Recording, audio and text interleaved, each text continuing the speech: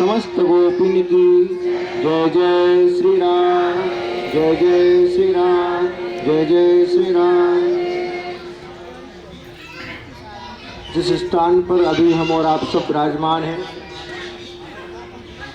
इसका नाम है ऐचा दाऊ जी। क्या नाम है? आपने कभी ऐसे नाम सुने हैं? क्योंकि ये ब्रज है, यहाँ पर हर काम उल्टा ही होता है। हमारे ब्रज में क्या करें? टेढ़े सो प्रसन्न, टेढ़ी बातन सो अति प्रसन्न, टेढ़े टेढ़े नखरे अनेक काना कारे के, हमसो टिड़ाई कर भूल मत करियो कोई, क्योंकि हम हैं उपासी एक टेढ़ी टांग वारे के। ये ब्रज में सब टेढ़ा ही टेढ़ा होता है महाराज। और देखो वैसे ही है रहे महाराज। चेला तो महाराज यहाँ से जाएंगे पांव पसार सोवे, और जितने साधु संत ब्राह्मण हैं वो सब सेवा करें। यही तो ब्रज को आनंद है। अब यहाँ की थोड़ी महिमा सुन लीजिए, क्या कथा है यहाँ की। श्री कृष्ण बलदेव जी के साथ इस ब्रजमंडल में रहे और लगभग 11 दिन 56 दिन तक भगवान ने ब्रज में लीलाएं की। लेकिन एक दिन बंसी बट पर ठाकुर जी बंसी का नाद कर रहे थे। नारद जी आए और नारद जी ने प्रार्थना की, बोले हे नारायण, आखिर कब तक आप माखन खाओगे, कब तक बंसी बजाओगे? आप माखन खाने के लिए या बंसी बजाने के लिए आपने अवतार नहीं लिया है। इस धराधाम के कष्टों की निवृत्ति के लिए, इस धराधाम के पापों की निवृत्ति के लिए आपने अवतार लिया है। प्रभु, कंस के अत्याचारों से संपूर्ण धरती पीड़ित है, आप रक्षा करो। तब नारद जी की प्रार्थना पर भगवान ब्रज को छोड़ के और मथुरा कंस का उद्धार करने के लिए पधारे। और जिस दिन से ब्रज को छोड़कर गए, फिर कभी लौट के ब्रज में नहीं आए। क्यों नहीं आए? आपने कथाओं में सुना होगा कि भगवान ब्रज से इतना प्रेम करते हैं, तो भैया कोई इतना प्रेम करे तो बार बार जाता है ना। जैसे आप बिहारी जी से प्रेम करते हो तो बार बार आते हो ना कोई बहाना बना के। भगवान क्यों नहीं आए?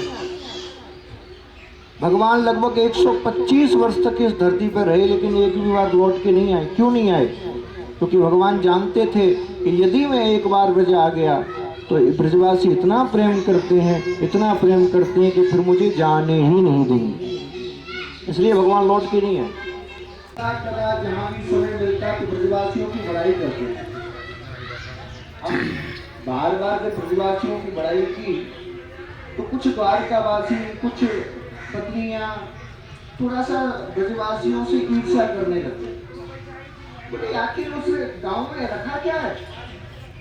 वो गंवारों का गांव, क्या खाने की ढंग की वस्तु नहीं, रहने के लिए ढंग के मकान नहीं, और तुम उन्हीं की बड़ाई करते रहते हो।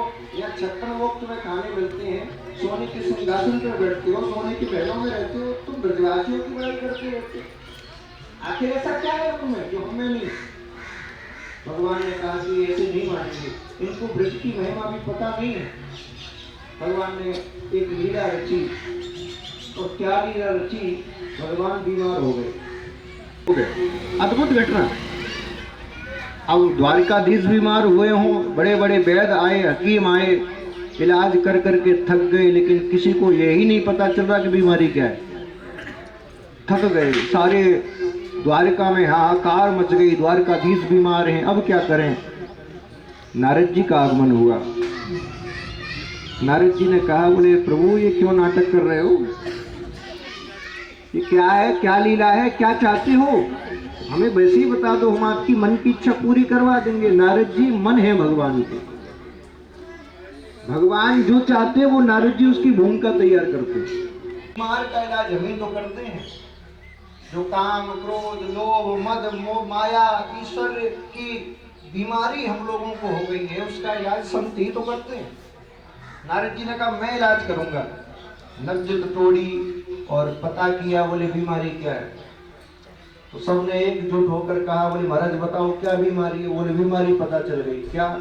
बोले वो अपनी चरण की रज इनके माथे पर लगा दे तो ये रोग समाप्त हो जाएगा।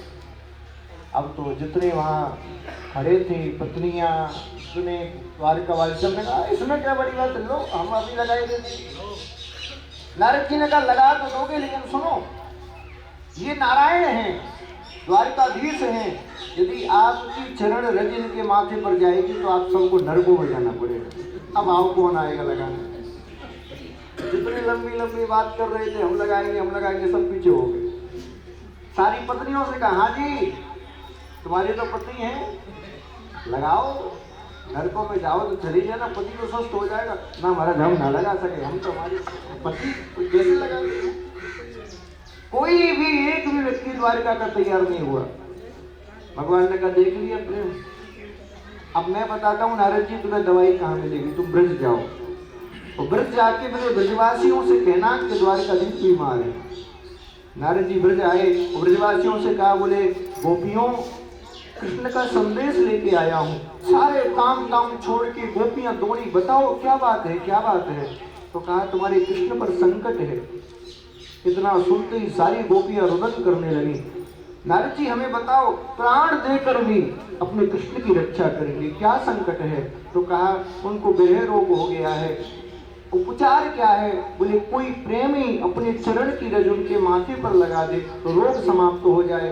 सारे गोपियों ने एक क्षण भी गवाए बिना अपने चरण की रज ली और नारद जी की झोली भर दी। नारद जी ने कहा बावरी हो गई हो, तुम जानती नहीं वो नारायण है, तुम्हारे चरण की रज उनके माथे पर लगेगी तो नरकों में जाना पड़ेगा।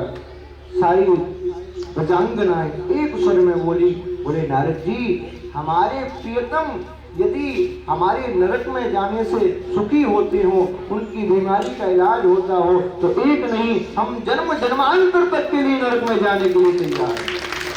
एक नहीं, जन्म जन्मांतर तक के लिए हमारे कृष्ण को दुख नहीं होना चाहिए। झोली भर के ब्रजरज लाए, द्वारकावासी देखते रह गए। बोले महाराज कहाँ से लाए हो? बोले ब्रज मंडल से लाए हैं। और जैसे ही ब्रजरज को माथे पर लगाया तुरंत कृष्ण की बीमारी दूर हो गई और द्वारकाधीश मंद मंदमती से मुस्कुराने लग गए। तब सबने एक स्वर में होके कहा, बोले भैया कृष्ण यहाँ संदेश दे रहे हैं कि यदि आप अपने पुरुषार्थ से मेहनत से कुछ बड़ा प्राप्त कर लो, बड़े बन जाओ, सामर्थ्यवान बन जाओ, उस सामर्थ्यवान बन के भी अपनी पैतृक भूमि को ना भूलें। जिस स्थान पर आपने जन्म लिया है, जिन लोगों के साथ आपका बचपन गुजरा है, उन लोगों को ना भूलें। सामर्थ्यवान बनने के बाद उनकी भी याद करें और उनको भी सामर्थ्यवान बनाने का प्रयत्न करें। ये प्रत्येक मानव का धर्म है।